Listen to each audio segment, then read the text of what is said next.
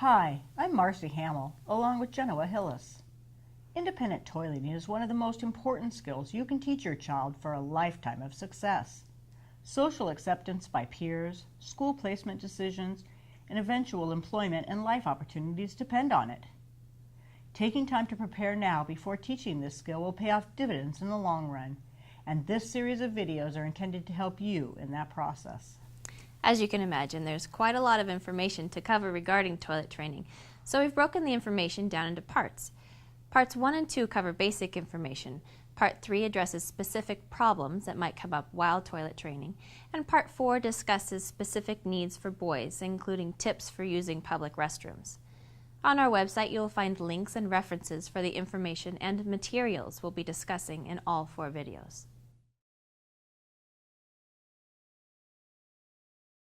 The impacts of the characteristics of autism spectrum disorder on communication, social communication, patterns of behavior, and sensory input often make learning new tasks and routines difficult for children and adults on the spectrum. In general, communication can be a barrier because your child may not be able to understand everything that is implied within the statement, "Go to the bathroom," or a child may struggle with communicating when they need to use the bathroom. A lack of understanding regarding the social implications of not being toilet trained can also be a barrier. For some children, the notion of being a big boy or girl is simply not a motivating factor for being potty trained. Restricted patterns of behavior and interests can present many different obstacles too. A child may struggle when a new routine is introduced into their daily schedule. Transitioning from a preferred activity to toileting can be a struggle, or a child may become highly interested in one aspect of the routine, such as continuously flushing the toilet or playing in the water, which can interfere with successfully completing the routine independently. Lastly, many children with ASD have sensory needs or sensitivities, and the impact of these needs may intensify during the bathroom routine. Many parents wonder if their child is ready to start potty training. When your child is ready, changes in their behavior or a new interest in what happens in the bathroom may occur. For example, you may notice that they are more aware when their diaper is wet or soiled. They might ask to be changed or bring a clean diaper to you. In some situations, children remove or change their own diaper. Children that are ready to start potty training may also show or express an interest related to the bathroom, toilet, hand washing, dressing, and undressing routine. Or your child might become interested in seeing other people involved in activities related to toileting. Children that usually remain dry through the night or dry or unsoiled for 1 to 2 hours at a time may also be ready to be toilet trained. If your child doesn't exhibit signs of readiness and you feel you would like to start the toilet training process, we would recommend you watch the habit training segment in Part 3 of the series. Before you begin the toilet training process, it will be important to rule out any medical problems and address any fears your child may have developed regarding toileting due to pain or frightening experiences in the past. Parents often wonder if they should toilet train urination or a bowel movement first. Focusing on urination may be easier simply because toilet training and bowel movement is often harder and occurs less often. Toilet training and bowel movement can be more difficult as some children prefer to go off and squat, insist on wearing a diaper when making a bowel movement, or have fear that it will hurt. Feces smearing or adverse reactions to getting dirty can be additional obstacles. When to incorporate this toilet training routine into your day can be made easier by using a data system to record when your child is wet, dry, or soiled. And keeping track of your child's routine for 3 typical days, as well as tracking the amount of time between when they drink and when they become wet, is an effective way to identify when your child may be more apt to use the toilet. Diaper checking frequently for wetness will also aid in the decision of when to schedule the toilet trips.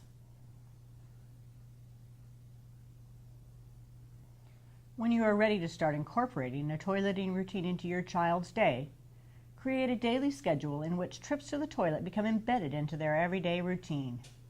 Visual schedules will help your child understand when they will be expected to go to the bathroom and what will happen after they go to the bathroom.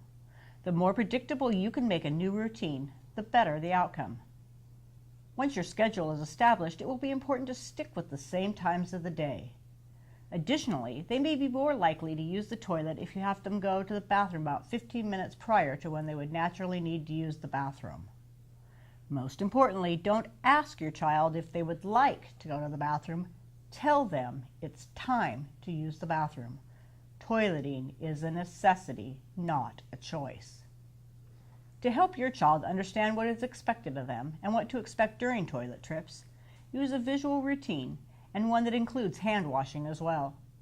Visual supports help your child understand exactly what is expected and help in building positive routines, clarifying expectations, and reducing confrontational situations. Once your child has had some success with understanding toileting, the next step will be to help them learn to indicate that they need to use the toilet with a sign, word, picture, or a combination of these.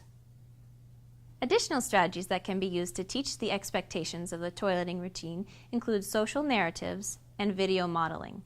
Social narratives describe social situations by highlighting relevant cues and offering examples of appropriate behavior. They are used to help individuals with ASD adjust to changes in the routine and adapt their behaviors based on social and physical cues of the situation, or to teach specific social skills or behaviors. Video modeling provides a recording of an individual with ASD or peer correctly performing a behavior or skill for the purposes of repeated viewing in order to reinforce the skill.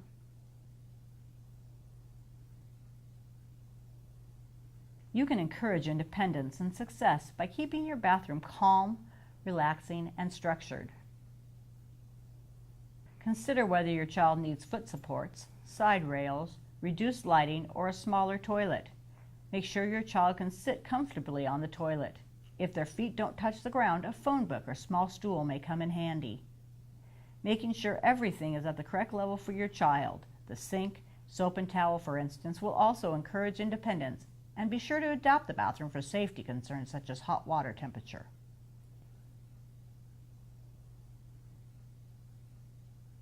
Learning to use the toilet may not be as important to your child as it is for you, and attempting to lure them away from a favorite activity to use the toilet may not be as easy as one may hope. To reinforce their participation in the toileting routine, find a highly preferred object, activity, or food that will motivate them to work. To keep this reward exciting and novel, use it only during the toileting routine. The child should get the reinforcement for completing the routine whether or not they actually go in the toilet, and be sure to have a major reinforcer ready for the first few times they are successful. Showing a first-then visual to reiterate that they will receive their reinforcement after completing the toileting routine is a helpful way to add predictability to the routine. It's important to be thoughtful about the language you use and the steps you teach that are associated with the bathroom routine. Your child will use the language and steps taught to them when they grow up. Therefore, teaching proper terminology at a young age will benefit them into adulthood. Equally important is to demonstrate social expectations such as modesty and privacy. For example, teach your child to undo and pull down pants only in the bathroom, as well as pulling up and fastening pants before leaving the bathroom or stall. Encourage public modesty, expectations, and safety. Using threats, blame, or shame will do more harm and no good. It is not an effective teaching method. Instead, be matter-of-fact and positive. The more positive you make the experience, the more success you will have. Studies have shown that on average, children with ASD require 1.6 years of toilet training to stay dry, and sometimes more than 2 years to achieve bowel control. Independent toileting is the ultimate aim. It may take many months, but appreciate the small successes along the way. It's normal for your child to behave differently during this time, especially when the change first takes place.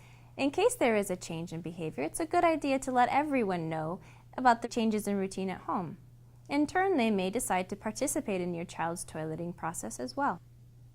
The toilet training process is considered complete when your child is able to indicate their need to use the toilet and access the toilet independently, without relying on cues or reminders from other people.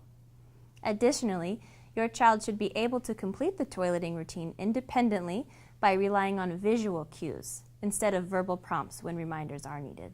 Now that you are familiar with the basics of toilet training, it's time to get started.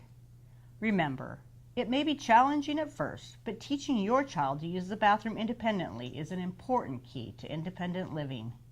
In Part 2, we'll discuss communication, sensory needs, modifications, adaptations, and some additional helpful tips.